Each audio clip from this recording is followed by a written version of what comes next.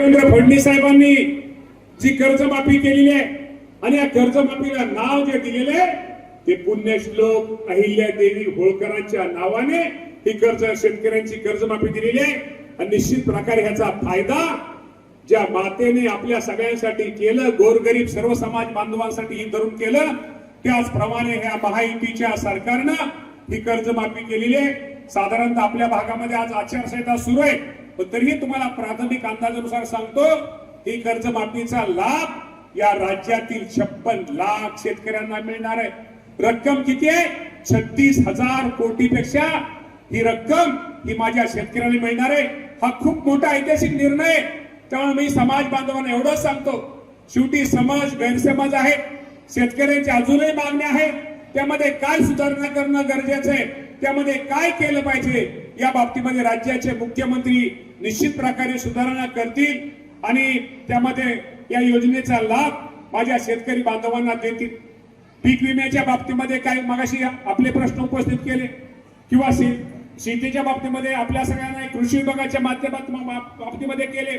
मी एवढंच आपल्या सगळ्यांना सांगेल की भविष्यामध्ये निश्चित प्रकारे या कृषी विभागाच्या माध्यमातून, पशुसंवर्धन विभागाच्या माध्यमातून पंकजताई मुंडे त्या विभागाच्या मंत्री त्यांच्या माध्यमातून माझ्या धनगर समाजाला सारख्याला असल्यामुळं आज खूप बरं वाटलं।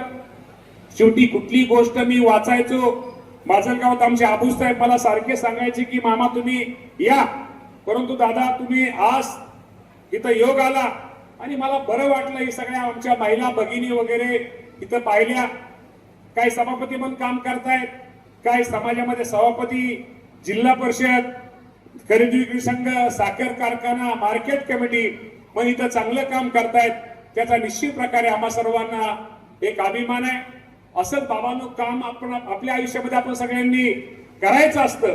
शेवटी काम हे समाज बांधवाला घेऊन तर सगळ्यांनी जायचंच असतं, पण एक लक्षात ठेवा, आयुष्यामध्ये नेहमी सांगतो की आयुष्यामध्ये आनंद द्यायचा असतो आणि आनंद घ्यायचा असतो। हे रोज आपल्याला काम, तकतक, टेन्शन प्रत्येकाला आहे। या जगामध्ये ताई सुखी कोणी नाहीये।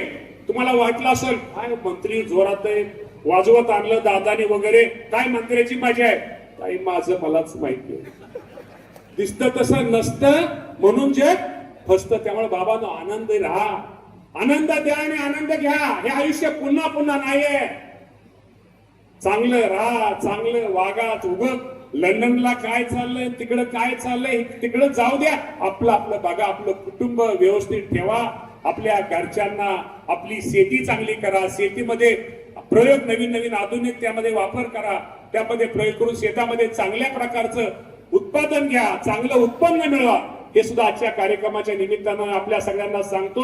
कोण काय म्हणतंय बाबा त्याच्यावर काय हे करू नका। शेवटी नेहमी लक्षात ठेवा, आपण चांगलं तर सगळं चांगलं।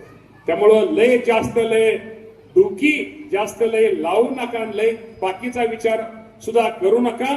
नक्की ज्या मातेमुळे आज आपण सगळेजण एकत्र आलो, त्यांच्या जयंतीच्या निमित्तानं एकत्र आलोय, त्या मातेचा आदर्श घ्या।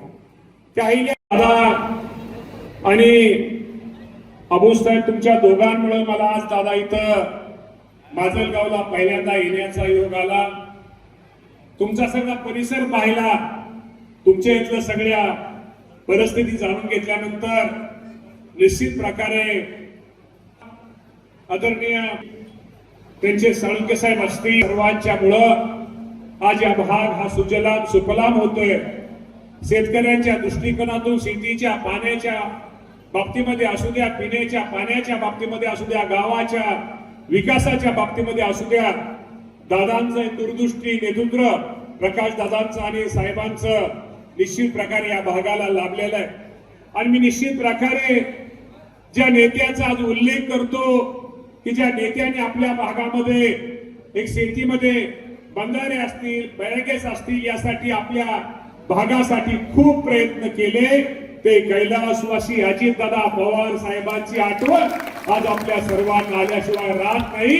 कारण का प्रकाश दादांनी त्यांच्या अजितदादा पवार साहेबांकडून निश्चित प्रकारे आपल्या भागामध्ये विकासाच्या बाबतीमध्ये खूप काही गोष्टी आणल्या। त्या कैलासवासी अजितदादा पवार साहेबांची आठवण आज आल्याशिवाय राहत नाही. एक दूरदृष्टी असणारा नेता, एक सर्वांना बरोबर घेऊन असणारा नेणारा नेता, सर्व समाज बांधवाला एकत्र करणारा नेता आणि स्पष्टपणे बोलणारा नेता आज आपल्यामध्ये राहिलेला नाहीये.